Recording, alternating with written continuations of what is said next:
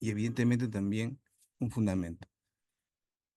Para el caso de la conferencia de hoy, hemos elegido el tema del derecho al nombre porque hemos advertido algunos temitas, algunas aristas que son necesarias conversarlas, comunicarlas y, ¿por qué no?, en su momento proponer alguna enmienda en función justamente a la necesidad que implica este atributo de la personalidad.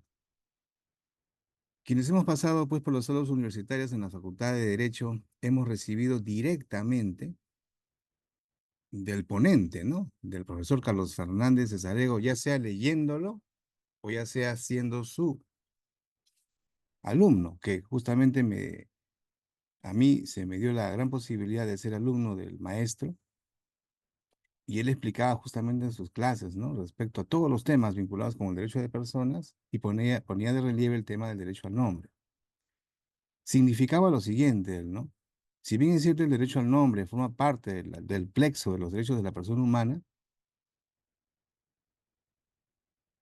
no obstante esto, por su propia peculiaridad, merece un tratamiento apartado, ¿no? Apartado y separado del grupo de derechos de la persona. Y efectivamente así ocurre en el libro 1, ¿no? Hay una sección destinada para el derecho al nombre. Estamos hablando del ponente que desarrolla su trabajo modificando el Código Civil de 36, y hay que recordar que él inicia esto siendo ministro de Justicia y Culto en el 60. Entonces, su labor fue muy importante en sede de Derecho de Personas y ahora que vamos a comentar respecto al derecho al nombre. En consecuencia, ya al 84, cuando se promulga el Código Civil, teníamos vigente la Constitución del 79. Y efectivamente la Constitución del 79, se recordará, regulaba el derecho al nombre, expresamente. Entonces, el Código Civil del 84 no hacía sino desarrollar justamente este atributo importante del ser humano. Sin embargo, la Constitución vigente, la del 93, no habla sobre el derecho al nombre, sino más bien se refiere a la identidad.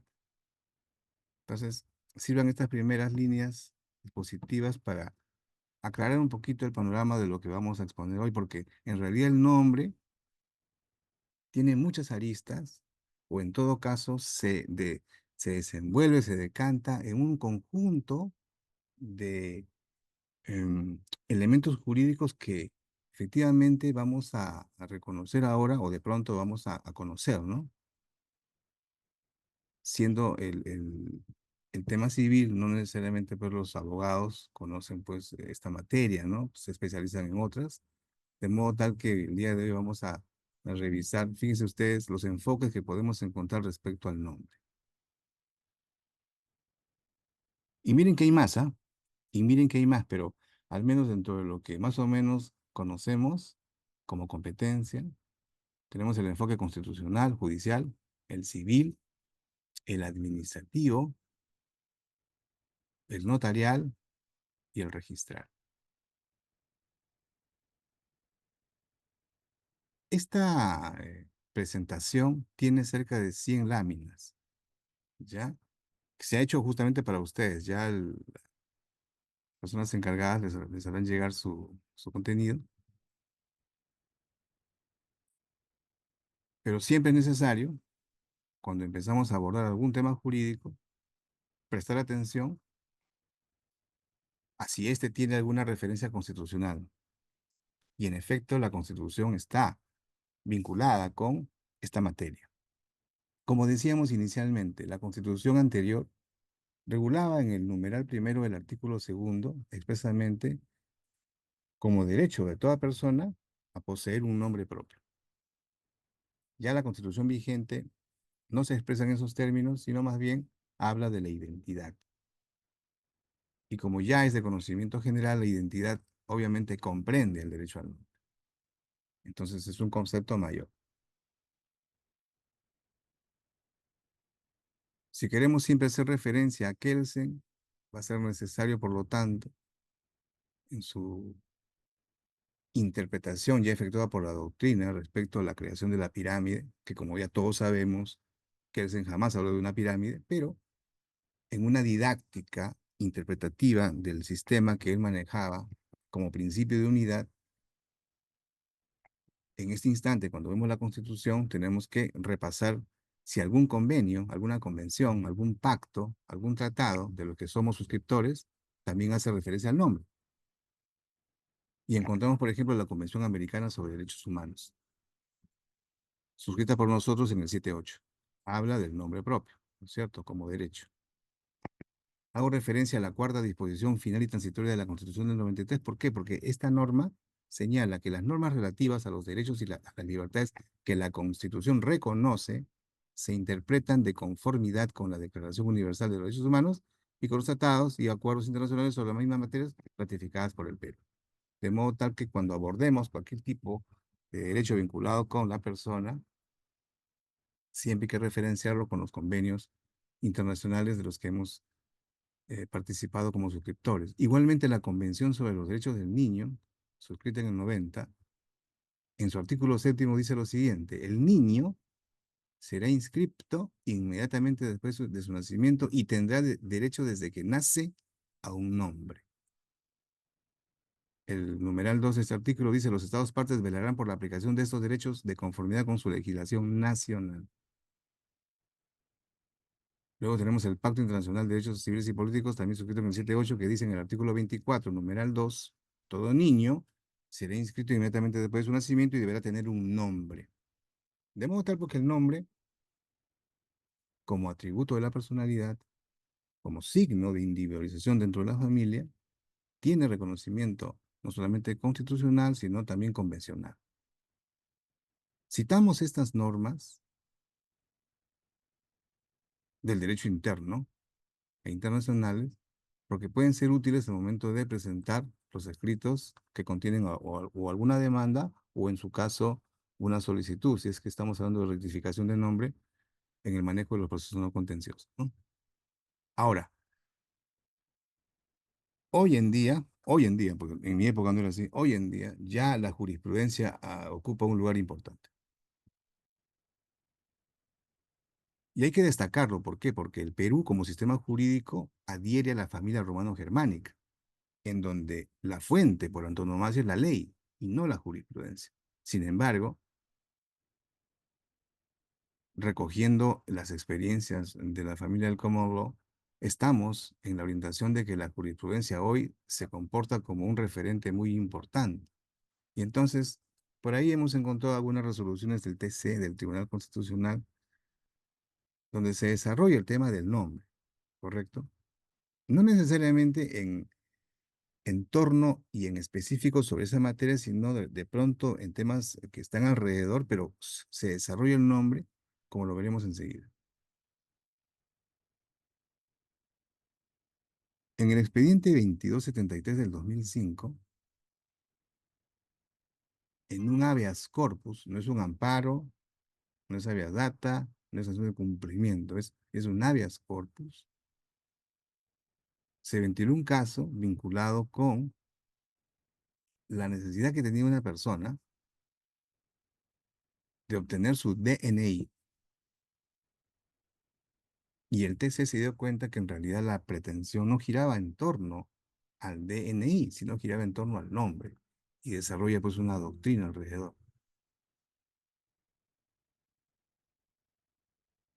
Aquí he puesto las partes más importantes, las piezas más importantes del expediente para conocimiento general, para que lo tomen como un elemento que de pronto en su momento lo puedan utilizar, ¿no? Entonces lo que está resaltado es lo relevante, ¿no?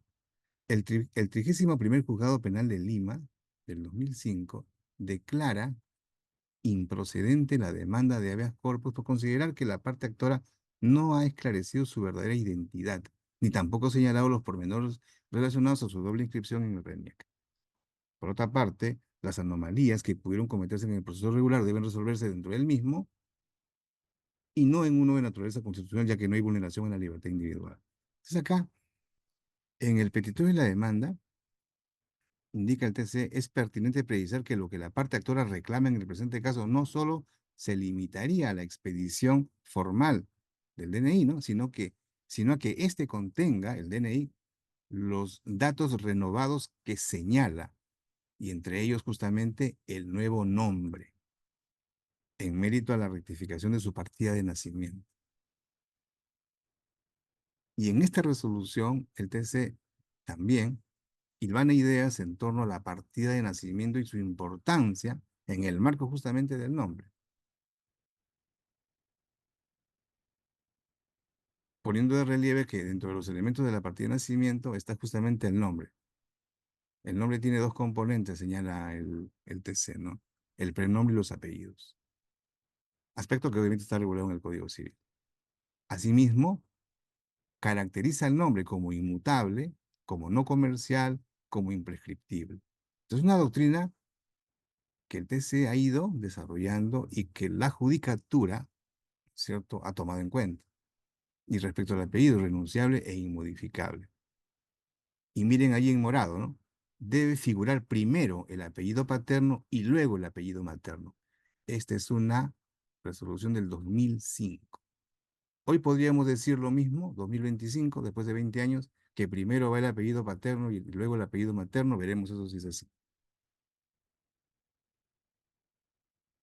Algo también, y como efecto colateral de esto, ¿no? Es enviar el mensaje con claridad de que, por ejemplo, las partidas de nacimiento, en tanto documentos públicos, pueden ser objeto de transparencia. ¿Qué quiere decir?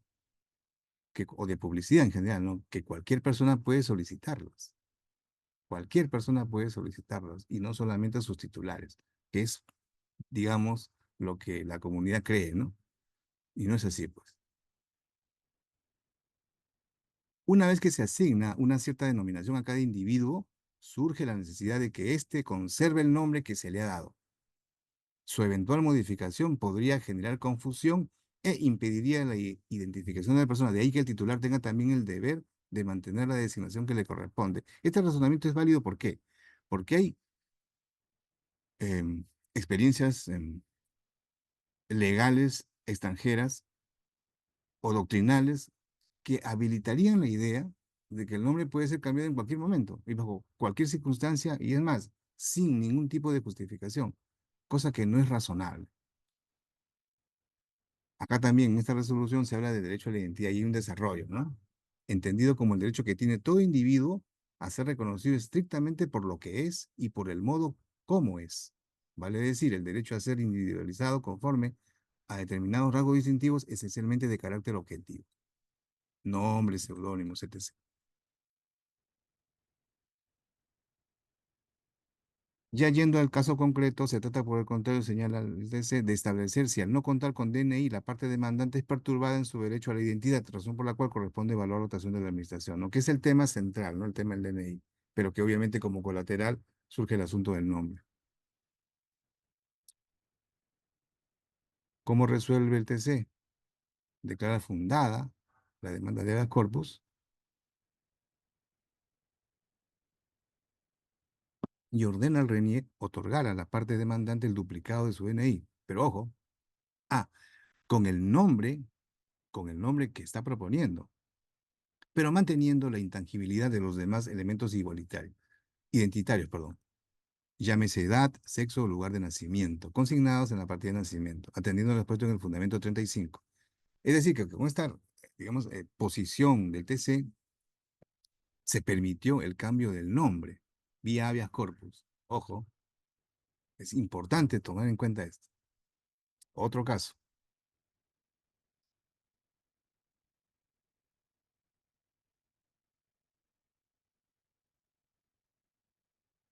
En este casito, ¿no es cierto? En este proceso, que inicia en Juzgado Civil de la Esperanza, se invocan un conjunto de razonamientos internos y también de derecho internacional, público, tratados, y en donde el juez resuelve declarar fundada la demanda interpuesta por las iniciales sobre la modificación de sus datos registrales, prenombre, sexo en su DNI, y consecuentemente deberá disponerse a la modificación de los prenombres de la parte demandante, como la corrección de datos registrales referidos al sexo de masculino a femenino en sus documentos de identidad. Asimismo, se dispone de la modificación de esos datos de prenombre y sexo de ser necesario en el sistema de estudios superiores realizado por la docente en la universidad, etc., etc. Pero ¿qué sucede? Esta decisión en primera instancia ha sido objeto de anulación y en este momento se sigue ventilando, ¿ya? En el sentido de que la sala consideró que la posición judicial no fue fundamentada debidamente y se ordena la anulación y por lo tanto se devuelve el tema al ACUO para que fundamente adecuadamente y resuelva. ¿Por qué se anuló? Bajo el contexto normativo y ordinario expuesto y de la lectura íntegra de la sentencia en materia de apelación, advertimos que la primera instancia, pese a encontrarse obligado a motivar sus decisiones de modo que exista congruencia entre lo pedido por las partes, lo debatido y lo resuelto, ha incurrido en los siguientes vicios. Bueno, y aquí pegamos el análisis que hace la sala, ¿no? Respecto a la motivación aparente e insuficiencia probatoria. Pero igual, también en este caso, se pone de relieve el tema del cambio de nombre, que en primera instancia prosperó. Ahora, en relación a este caso, que es muy semejante al anterior, yo lo dejo solamente para que ustedes puedan revisarlo, se parece mucho, pero ¿qué ocurre? Aquí hay un desarrollo, digamos, importante en torno a el análisis del nombre, ¿no?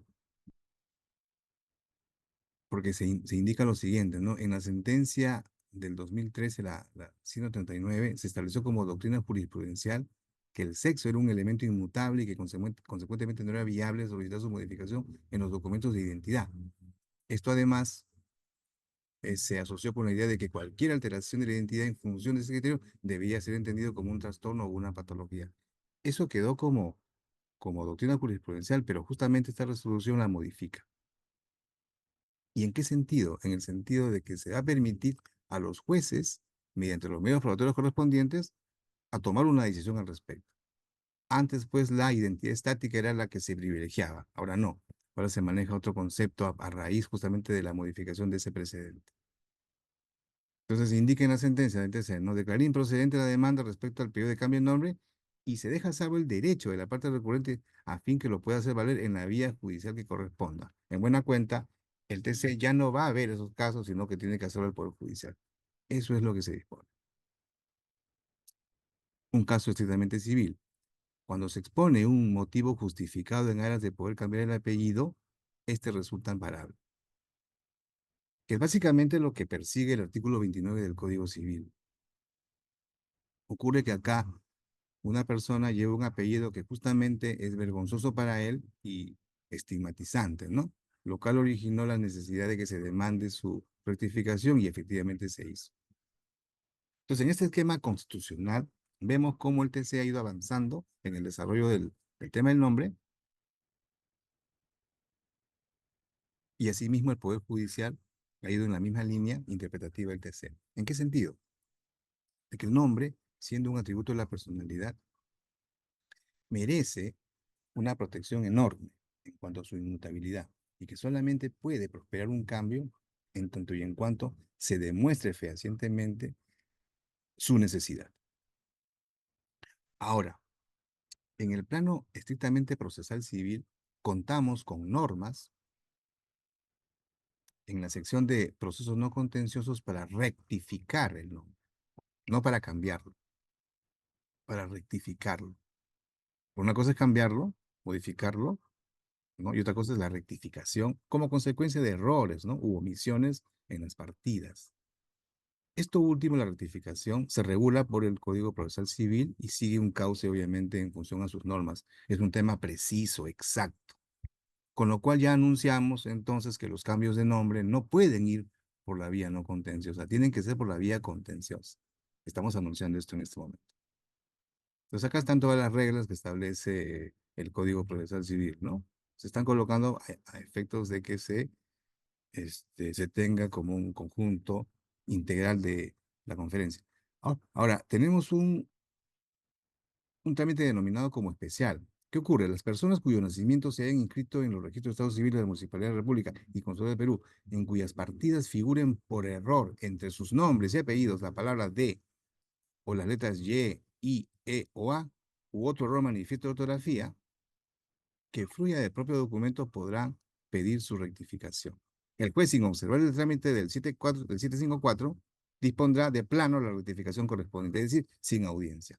Por ejemplo, esta potestad que tiene el juez no la tiene el notario, porque el notario también hace rectificaciones de partida. Y ya doctrina autorizada propone que justamente este esquema también sea propuesto para una modificación en la ley que regula la actuación de los procesos no contenciosos notariales, ¿no? La ley 26.662. Acá tienen el esquema de proceso no contencioso, ¿no? A efectos de una ilustración. Ahora veamos el esquema civil. Voy a apresurar el tiempo por la necesidad, ¿ya? En el esquema civil tenemos el Código de los Niños y los Adolescentes, la ley 27337, el artículo sexto, ¿no? A tomar en cuenta.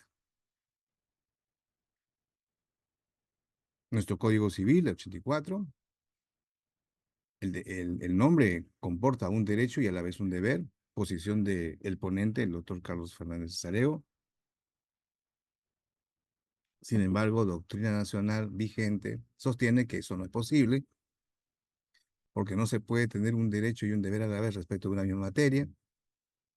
El maestro explicaba justamente, Carlos Fernández Sareo, que en realidad estamos frente ya no a derechos subjetivos, ¿no? Sino a situaciones jurídicas. Y claro, la situación jurídica involucra derechos, pero también obligaciones o cargas, ¿no? O responsabilidades. Entonces, en la perspectiva de ese concepto, podemos entender derecho y deber al nombre. Claro está, repito, que hay otra doctrina que sostiene que esto no es posible, en tanto se estaría confundiendo el derecho y los límites de este, en el sentido de que esos límites tienen como correlato un deber, ¿no es cierto?, respecto del tercero. Pero en realidad, en este juego de palabras, yo creo que lo interesante es reconocer que el nombre comporta un derecho que le corresponde al ser humano, a la persona en este caso, pero a la vez, como lo expresa el Código Civil, nadie puede usar un nombre que no le corresponde, ¿no? Y esto tiene como correlato el que es perjudicado por la usurpación de su nombre, tiene acción para hacerla cesar y obtener la indemnización que corresponde. Ya todos sabemos que el nombre se compone de prenombre y apellidos, ¿no? Este temita también es un asunto mm, controversial, en realidad, que ya el TC ha señalado, ¿no? En una resolución, que en puridad del artículo 20 nos está indicando que para la configuración de los apellidos, claro, tiene que ir el apellido del padre y el apellido de la madre, el primer apellido, ¿no? Pero ese artículo no nos dice el orden. Siempre se ha leído el artículo 20 en el sentido que como se puso primero el del padre en la redacción, ¿no? Y luego de la madre, siempre se ha entendido y leído que en realidad debería el orden de seguir manteniéndose en el sentido de que primero debería el apellido del papá y luego de la mamá. Pero realizando pues una interpretación adecuada, porque no podemos restringir el tema a la interpretación literal, porque inclusive hasta la literal nos puede derivar a las dos posiciones, de entenderlos como primero papá, primero, después mamá, o en todo caso no hay ningún orden. Lo cierto es que el TC ya lo resolvió en un caso, pero, siendo que se resuelve en un caso, no es un precedente de observación obligatoria, no es una doctrina jurisprudencial del TC. En consecuencia, ¿qué está pasando? ¿Qué se estaría necesitando? Se estaría necesitando una modificación del artículo 20 para que expresamente así se indique. ¿No? Eso es un temita. Y aquí ponemos una evidencia de un caso que también se encontró en relación al asunto, ¿no?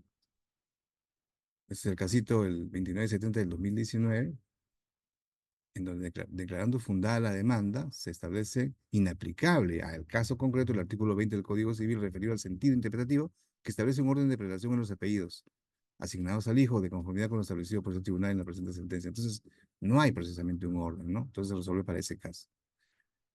Pero como todos sabemos, pues los funcionarios públicos están sometidos al principio de legalidad y los funcionarios públicos y también los tribunales administrativos no pueden aplicar control difuso. Y como no lo pueden hacer, tienen que aplicar el artículo 20 en el mismo sentido que han venido haciéndolo.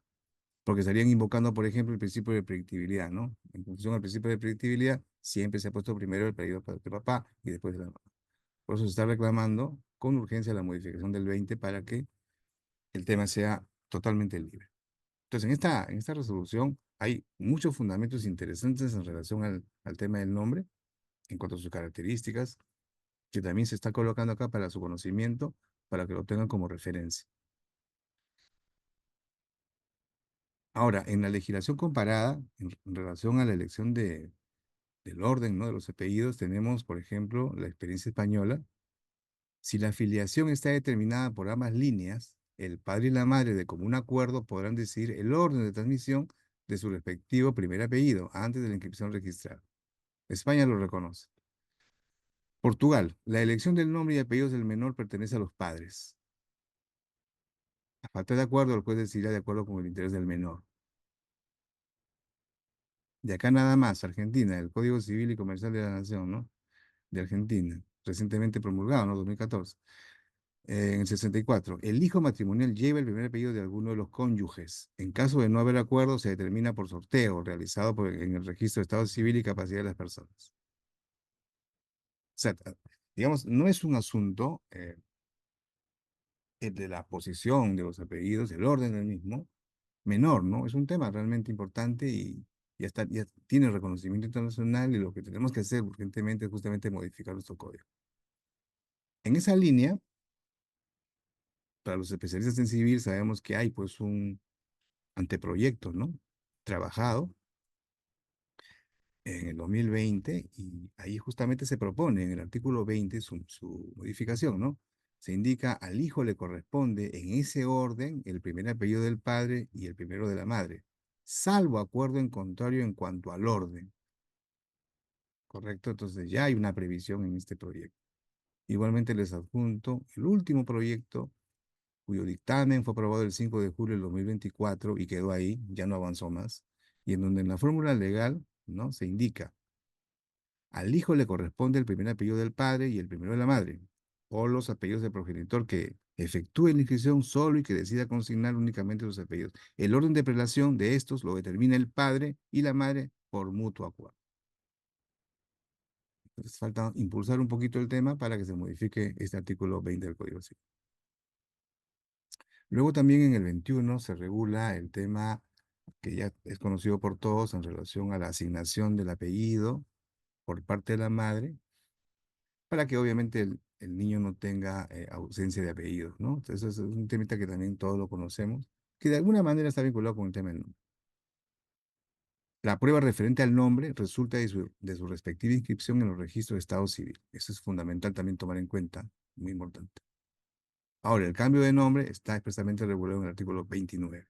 Nadie puede cambiar su nombre ni hacerle adiciones, salvo por motivos justificados y mediante autorización judicial.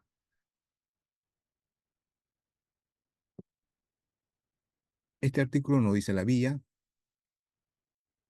o dice, no habla sobre el interés para obrar, en fin, legitimados porque no corresponde, es el Código Civil. Pero no hay norma procesal al respecto. Y como no hay norma, ¿qué nos dice la realidad? Que el Poder Judicial está recibiendo solicitudes en no contenciosos para ver cambio de nombre, como también está recibiendo demandas en sede civil, ¿ya? Ya sea en sumarísimo, ya sea en abreviado, en conocimiento. Entonces eso también me parece una situación que corresponde ya también regular, ¿no? Expresamente. El cambio o adición del nombre alcanza, si fuera el caso, al cónyuge y a los hijos menores de edad. Ahora bien, 30. El cambio o adición del nombre no altera la condición civil de quien lo obtiene ni constituye tampoco prueba de filiación, obviamente. Y por último, el 31. La persona perjudicada por un cambio o adición de nombre puede impugnarlo judicialmente. Lo interesante de esto, a ver, lo interesante de esto es que tanto el artículo 28 cuanto el 31 del Código Civil sí tienen expresamente una vía, porque la cuarta disposición final del TUO del CPC dice, se tramitan como proceso abreviado las pretensiones a que se refieren los siguientes artículos, que es el 28. Nadie puede usar nombre que no le corresponde. El que es perjudicado por la usurpación tiene acción para hacerla cesar y obtener la indemnización que corresponde. Abreviado. La persona perjudicada por un cambio o edición de nombre puede impugnarlo judicialmente. Abreviado. Entonces, si el 28 y 31 tienen vía, ¿por qué el 29 no? ¿No? Entonces, sería importante también tomar en cuenta esto, a efectos de no generar tanta distorsión en sede judicial. El proceso de cambio de nombre no cuenta con una vía procesal contenciosa establecida, así como estamos indicando. Acá también les estoy dejando, ¿no? Desarrollo de cómo ejecutar la sentencia de cambio de nombre, ya más o menos el tema procesal, ¿no?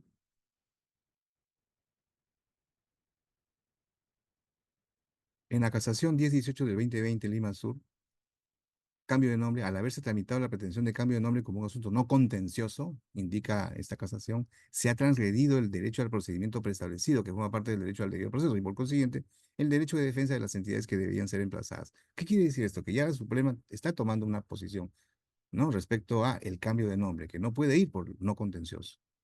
Tal como se aprecia, cuarto fundamento, ¿no? Tal como se aprecia, la pretensión propuesta se refiere a cambio de nombre o la adición de prenombre. No obstante, se observa que de actuados que el presente proceso ha sido tramitado en la vía del proceso no contencioso, como si la pretensión se tratase de una rectificación de partida. Como hemos visto hace un momento, la rectificación de partida sí corresponde que vaya por la vía no contenciosa. El sexto fundamento dice, en atención al expuesto, corresponde tener en cuenta que la pretensión de rectificación de partida involucra supuestos en los que es precisa la corrección de un defecto por error u omisión, lo que no es equivalente a la pretensión de cambio de nombre, que importa la modificación de la designación de una persona por razones justificadas, ¿no? Resaltamos en amarillo este fundamento por ser, consideramos, el más importante. Por otra parte, la pretensión de cambio de nombre que se encuentra prevista en el 29 del CC no es regulada como un asunto tramitable en el proceso no contencioso, por lo que debe atenderse como un asunto propiamente contencioso y aplicar lo establecido en el artículo 5 del CPC, que dispone que corresponde a los órganos jurisdiccionales civiles el conocimiento de todo aquello que no esté atribuido por la ley a otros órganos jurisdiccionales. Entonces, en vía interpretativa, ya esta casación nos indica pues que el cambio de nombre no puede ir por el camino del no contencioso. Bueno, acá hay más fundamentos. Acá les dejo un esquema de cómo se realiza el proceso judicial de cambio de nombre. Disculpen que avance rápidamente por el tema del tiempo. En el derecho civil comparado, ¿no? En el derecho civil comparado encontramos también en el artículo sexto del Códice, toda persona tiene derecho al nombre asignado por la ley. El nombre está comprendido por el primer nombre y apellido. No se permiten cambios, adiciones o certificaciones al nombre, excepto en los casos y con las formalidades indicadas por la ley. Probablemente esta norma haya sido factor importante para la incorporación del 29 en el Código Civil. Hay que recordar que el profesor Fernández Arego seguía mucho el códice, ¿no?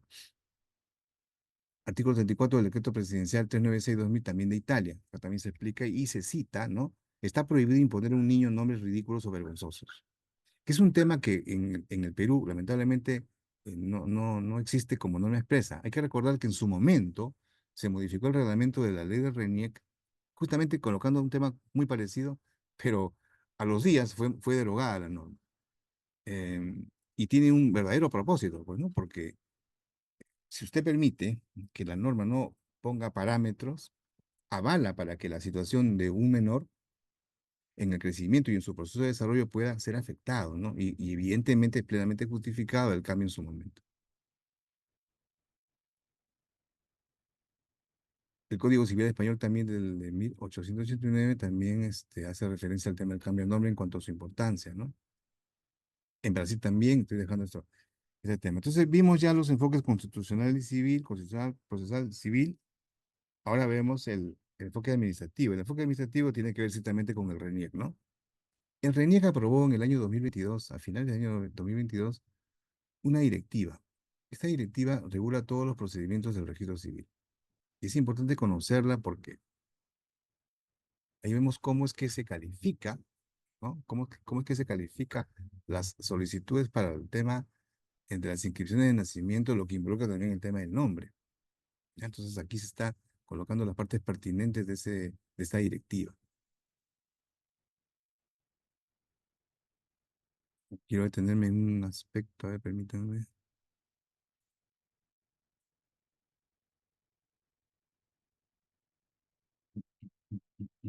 Composición del nombre. 7.1.1.3. Letra B, labial. Los apellidos del inscrito se componen conforme a lo establecido en el Código Civil. Primero el primer apellido del padre y segundo el primer apellido de la madre. La pregunta es, ¿eso dice el Código Civil?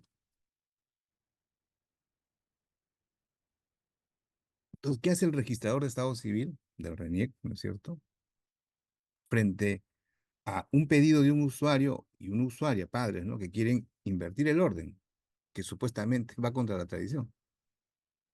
Sí. El registrador de Estado Civil lo que va a tener que decirle es invocar el B7113 y aplicar la norma, principio de legalidad. Es un burócrata, está sometido a la norma, ¿no? De ahí, repito, la necesidad de modificar urgentemente el artículo para justamente generar la autonomía y libertad de elección en el orden, ¿no? Porque ya, ahí está la norma en la directiva y está vigente.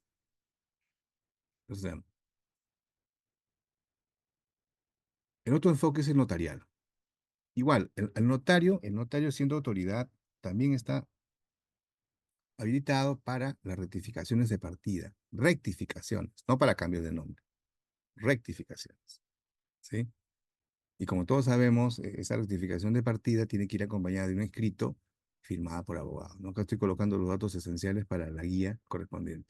Esta es una norma del 96, ¿no? Tiene ya casi 30 años, imagínense.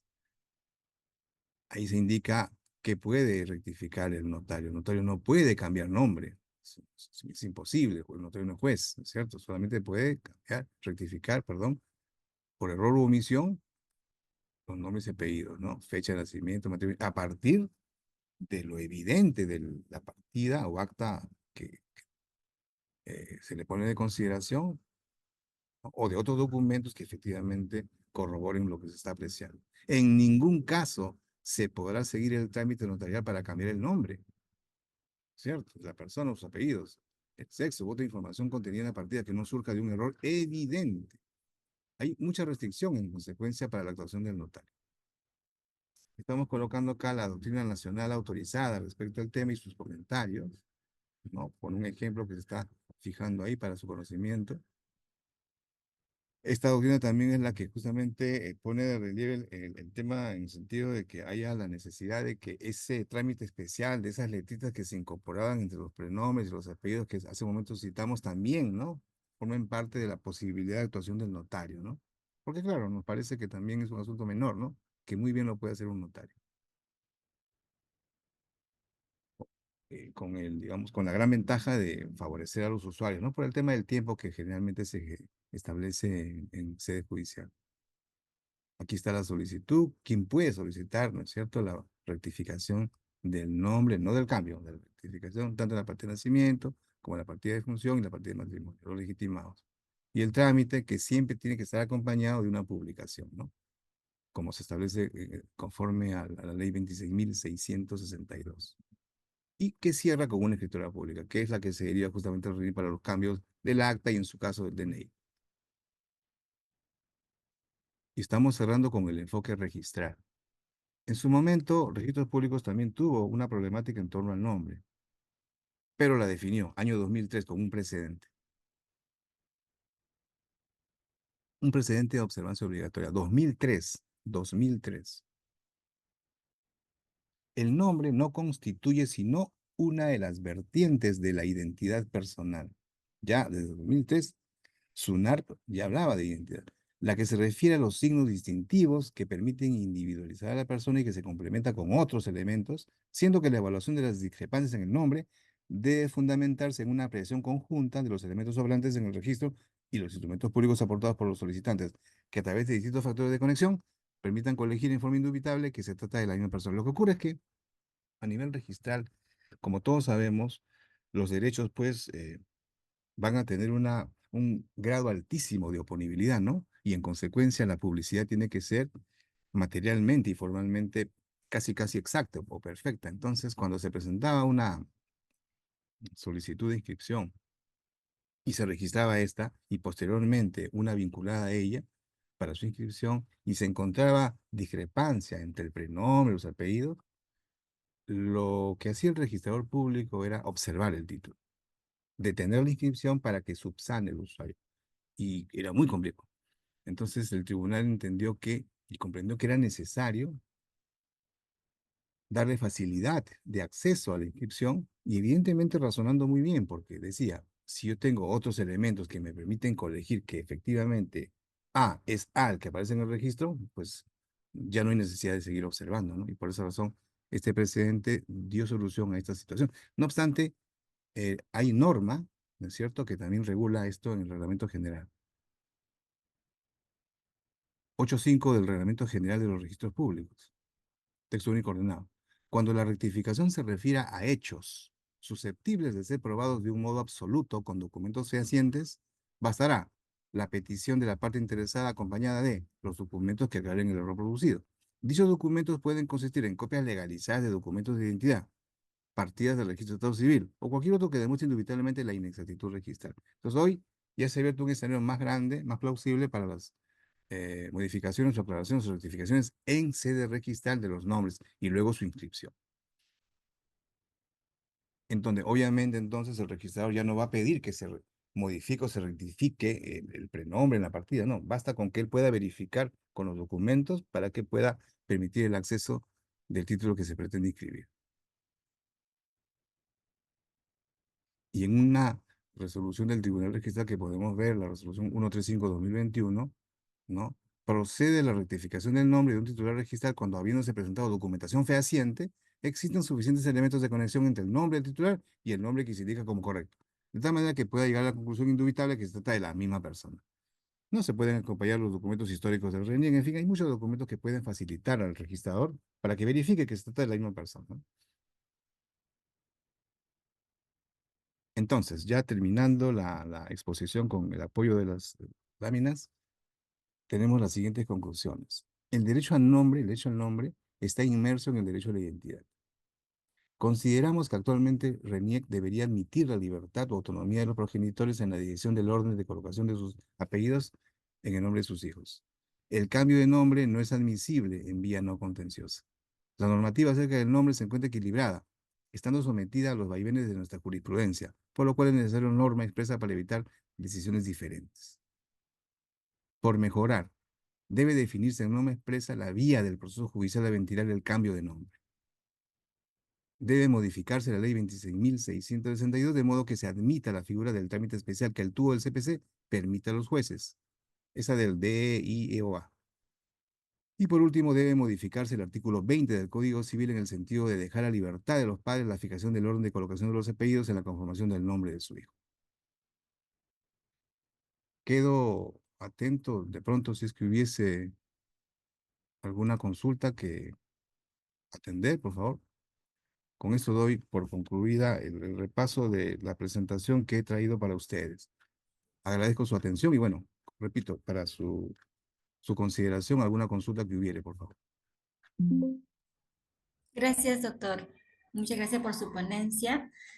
En primer lugar, asimismo, hacerles presente a los asistentes que el link para su certificado se encuentra en el chat de este Zoom. Y si hay alguno que tiene alguna pregunta, sí, el doctor Rodrigo, por favor, si le pueden dar el uso de la palabra.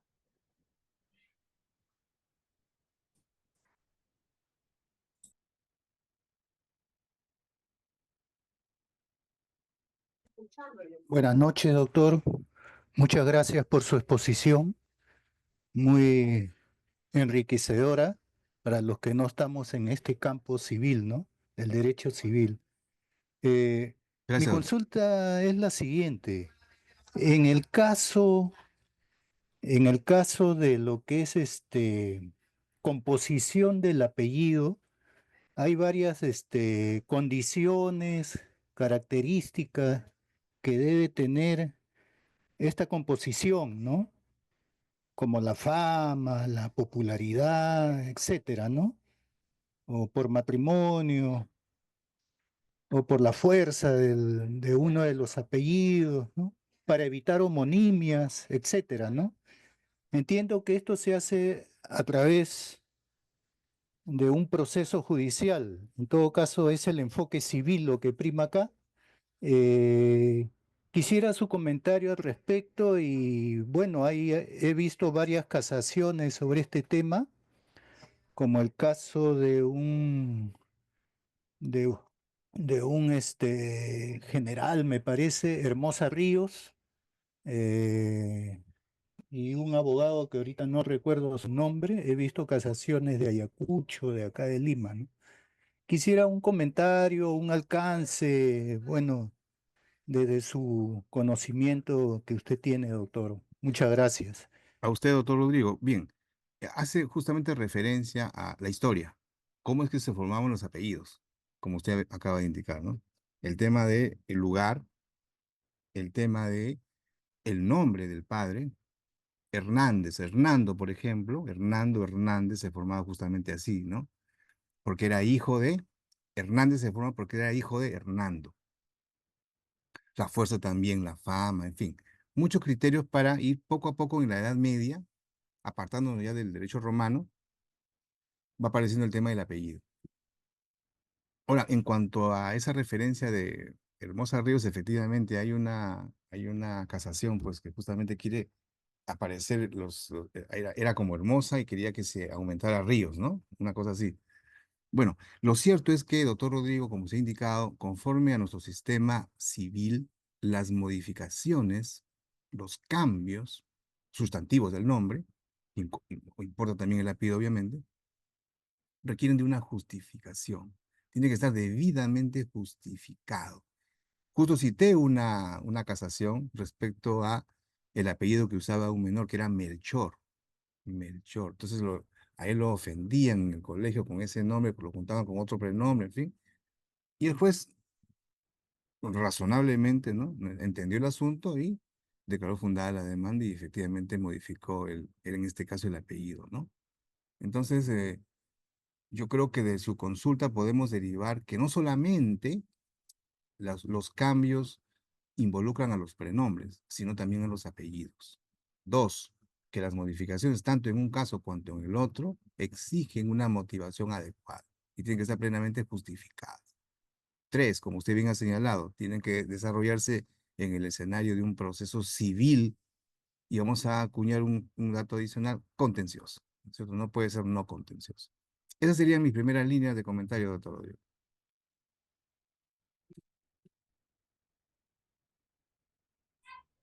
Y Muchas quizás, gracias, doctor Luis. Sí, quizás si hubieran más preguntas, de repente, ¿no?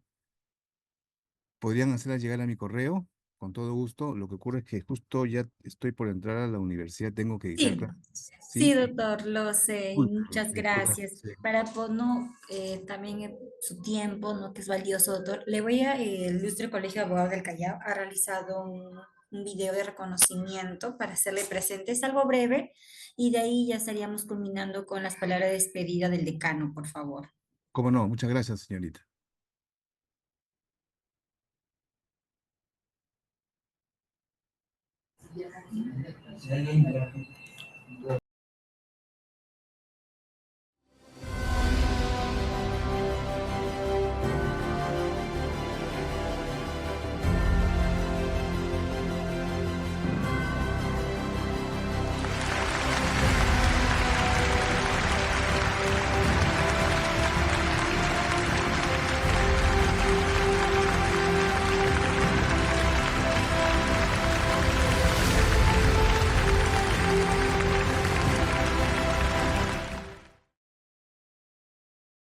La distancia a usted y al doctor Rich.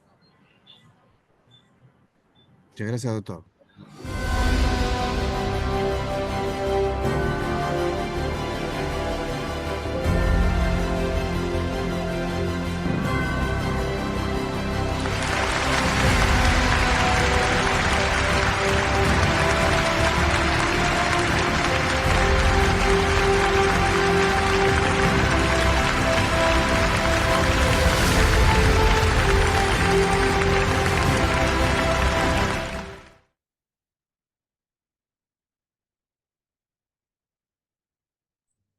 Gracias, doctor, muy amable. Muchas Gracias a gracias. todos los asistentes. Muy amable. Buenas noches. Buenas noches, doctor, y reiterar Gracias, doctor. nuestro agradecimiento. Un abrazo grande. A usted, doctor, muchas gracias. Que se cuide. Buenas noches.